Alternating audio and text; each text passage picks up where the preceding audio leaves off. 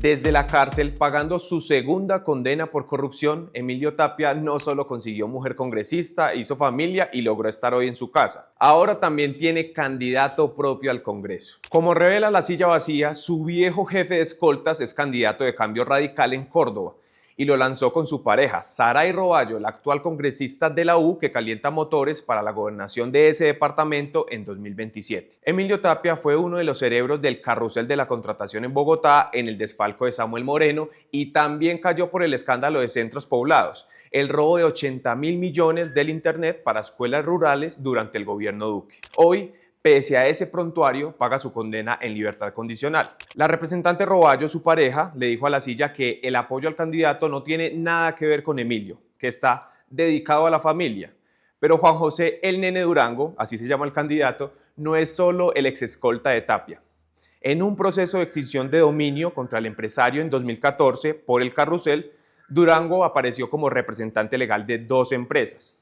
Roballo explica que la relación entre Emilio y el Nene viene desde que eran amigos de infancia. Esta movida no solo es llamativa porque un condenado por corrupción tenga candidato, también porque termina de romper a la casa política más poderosa de Córdoba, los Béchara Zuleta, de la que hace parte Saray y el actual gobernador de Córdoba, Erasmo Zuleta. Al gobernador no le gusta la llegada de Tapia y ahora en marzo van a competir en bandos opuestos por la Cámara del departamento. Y también está la pregunta de qué es lo que pasa en Córdoba.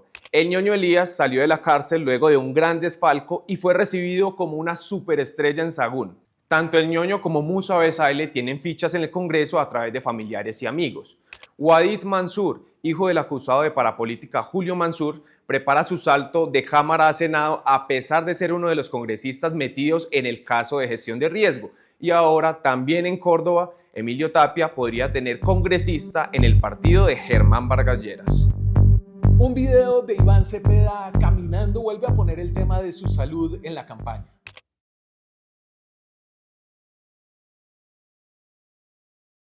Días antes y frente a versiones falsas en redes de que se había retirado como candidato, Cepeda respondió en un comunicado. Aquí abro comillas. Totalmente falso. Gozo de buena salud y mi campaña tendrá esta semana 3 actos multitudinarios. Cierro comillas. Los tuvo. Pasó por el sur del país. De correría en Sibundoy, en Putumayo, después en Ipiales, Cumbal y en Huachucal, en Nariño. Fue una correría de 3 días seguidos con 4 eventos. El año pasado, Cepeda le había dicho a La Silla sobre su salud que estaba bien. Abro comillas, yo soy un paciente en remisión que se hace controles periódicos cada vez más espaciados. Estamos afrontando esta campaña con los rigores que tiene, pero con el descanso y la serenidad que recomiendan los médicos, nos dijo. En 2018, a Cepeda le diagnosticaron en fase temprana un cáncer de colon, del que luego se recuperó tras someterse a unos procedimientos quirúrgicos y quimioterapias bastante exigentes. Estuvo bien hasta junio de 2021, cuando le detectaron una lesión cancerígena en el hígado. Se sometió entonces a quimios todo ese semestre, hasta enero del 2022, cuando le extirparon la lesión que tenía. Desde entonces, dice él, está en remisión. Pasamos del cáncer al tumor. La incertidumbre sigue por la salud de Germán Vargas Lleras en un tratamiento por un tumor en la cabeza desde abril del 2025, el año pasado. De Vargas no hay ni un video desde entonces, solo esta foto de final del año. Vargas está escribiendo, está hablando perfectamente, dicen varias fuentes en contacto directo con él, pero tiene limitaciones de movilidad que tantas no es claro.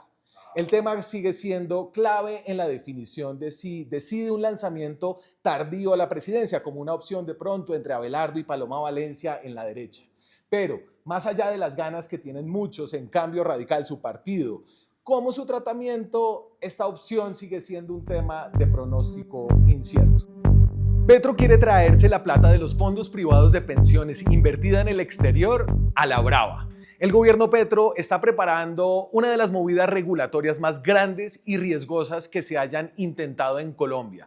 Forzar el regreso de 120 billones de pesos, que es lo que las AFP han invertido por fuera del país. El ministro de Hacienda, Germán Ávila, ya está alistando el decreto. 125 billones de pesos, para que lo dimensionemos, son 7 veces lo que exporta Colombia en café al año. Es un platal, el ahorro de millones de trabajadores colombianos que los fondos tienen rentando en su mayoría en Estados Unidos.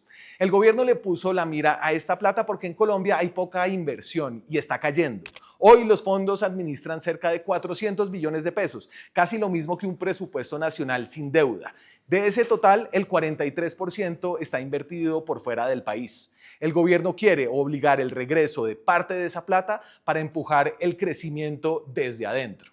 Pero la idea tiene costos muy altos. Para expertos y fondos de pensiones, concentrar la inversión en Colombia aumenta el riesgo y puede reducir la rentabilidad de los ahorros de los pensionados. Asofondos, que es el gremio de los fondos privados, advierte que si esta restricción hubiera existido hace 10 años, los pensionados hoy tendrían cerca de la mitad del dinero que actualmente tienen en sus ahorros pensionales. Y si los fondos no pueden invertir esa plata afuera, el mercado que queda es el de Colombia. Y ahí aparece otro problema. No hay suficientes proyectos listos para absorber semejante volumen de inversión. Las empresas no están pidiendo plata para invertir y los mismos fondos reconocen que hoy tienen más de 10 billones de pesos listos, pero frenados por falta de licencias ambientales, APPs trabadas y proyectos que no despegan. Si el dinero entra sin destino claro, una parte grande terminaría en TES, en títulos del Tesoro, es decir, la deuda que emite el gobierno. Eso puede abaratar la deuda en el corto plazo, pero si se sacrifica rentabilidad para hacerlo, en la práctica se convierte en un impuesto silencioso a las futuras pensiones. Además, como la plata está en dólares, traerla implicaría convertirla a pesos y presionaría a la baja el precio del dólar. Esto abarata importaciones, pero golpea a exportadores y reduce ingresos del mismo estado, incluidos los petroleros. La movida también cayó mal dentro del propio gobierno Petro. La renuncia más visible fue la de Mónica Higuera, entonces directora de la URF, la oficina técnica que regula el mercado de activos.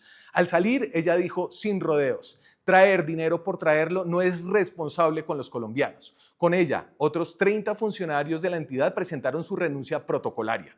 Petro busca usar toda esta plata de las pensiones para mover la economía, pero hacerlo a la brava y por decreto convierte el ahorro de millones de colombianos en otra apuesta de corto plazo en un año electoral. El pacto entra en las elecciones con ruidos de plata. Sí, otra vez. La consulta del pacto de octubre fue un éxito. Participaron 2,7 millones de personas y la izquierda celebró un ejercicio de democracia interna sin precedentes en Colombia. Pero detrás de esa foto hay otra historia. La plata se movió sin reglas claras y con muy poco control. En total, 144 precandidatos se midieron para ganarse un puesto en la lista cerrada al Senado. El CNE fijó un tope general de gastos de 6.080 millones de pesos. Traducido a juego limpio, eso daba un promedio de 60 millones por candidato. El problema es que ese límite nunca fue una regla formal, sino un acuerdo de buena fe. Y varios se lo saltaron. Cada campaña gastó y reportó como quiso. Y los partidos del pacto se limitaron a pedir documentos, no a vigilar cifras. Los casos más evidentes vienen sobre todo del Polo, el partido de Iván Cepeda. Patricia Caicedo, la mujer más votada de la consulta, reportó gastos por 360 millones de pesos, 6 veces el tope implícito. Como reportó La Silla, su campaña estuvo impulsada por la maquinaria de contratistas de la Agencia Nacional de Tierras y fue financiada con aportes de esos mismos contratistas. Kevin Gómez, aliado del ex senador Alexander López, reportó 250 millones y la representante Dorina Hernández otros 200 millones, solo por mencionar algunos casos. Pero también están los contrastes sospechosos. El más llamativo es el del senador Pedro Flores, el más votado de toda la consulta. Sacó 185.000 votos y reportó apenas 36 millones de pesos. Dijo haber hecho una campaña austera para respetar los topes, pero la cifra no cuadra con los eventos masivos que realizó ni con las maquinarias que tuvo detrás, incluido el respaldo del megacontratista Euclides Torres. Por ejemplo, en Neiva, Flores hizo un cierre de campaña con unas 5.000 personas, tarima, sonido y pantallas gigantes. Reportó que todo eso costó 2.500.000 pesos, cuando solo el alquiler del lugar puede valer hasta 6 millones. Y hay más. Camelia Zuluaga, uno de los palos de la consulta, dijo haber gastado 30 millones para sacar 34.000 votos. Ganó con contrabando regalado de la DIAN y el impulso del exdirector de esa entidad, Luis Ginás. El desorden de las cuentas es evidente. Cerca de 40 candidatos no reportaron ingresos ni gastos pese a haber superado los 4.000 votos cada uno. La explicación interna es el caos.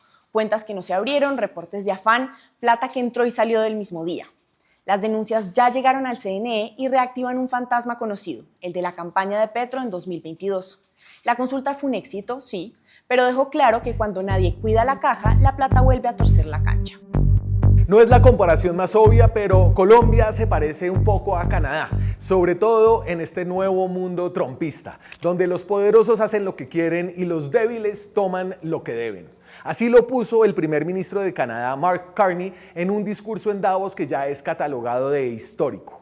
Et je parlerai aujourd'hui de la rupture de l'ordre mondial, de la fin d'une fiction agréable et du début d'une réalité brutale, où la géopolitique des grandes puissances n'est soumise à aucune contrainte. Y entonces, ¿por qué Colombia se parece a Canadá? Porque es un país que tenía como su principal aliado a Estados Unidos, política y comercialmente, porque son países, guardadas las proporciones, medianos, porque son países a los que su lugar en el mundo se les derrumbó. Si me compran, así sea de manera lejana esta comparación, la doctrina Carney trae lecciones para Colombia. La primera, el viejo mundo no regresará. El mundo de multilaterales, del derecho internacional, de las normas que protegían a los pequeños de los grandes, se esfumó más allá de Trump. Segundo, hay que aceptarlo sin llorar, sobre todo porque ese viejo mundo, dice Carney, ya era una ficción que todos estábamos felices de creer sin que fuera realidad. We knew the story of the international rules-based order was partially false, that the strongest would exempt themselves when convenient, that trade rules were enforced asymmetrically. And we knew that international law applied with varying rigor depending on the identity of the accused or the victim. Tercero, solo si logramos aceptar que se acabó y que era parcialmente mentira, podremos aspirar a acomodarnos para no quedar indefensos. En nuestro contexto, eso significa que, por ejemplo, plantarse en que Trump violó el derecho internacional al llevarse a Maduro y que debemos trabajar para restablecer ese daño, es una postura estéril. También lo es asumir que, postrándose ante Estados Unidos, Colombia logrará mantener a su aliado protector.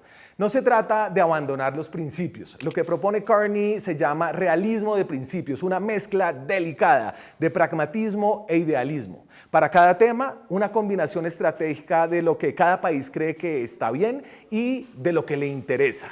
Por ejemplo, creer que la democracia es importante en América Latina, pero no tener problemas en profundizar lazos con autocracias como la China.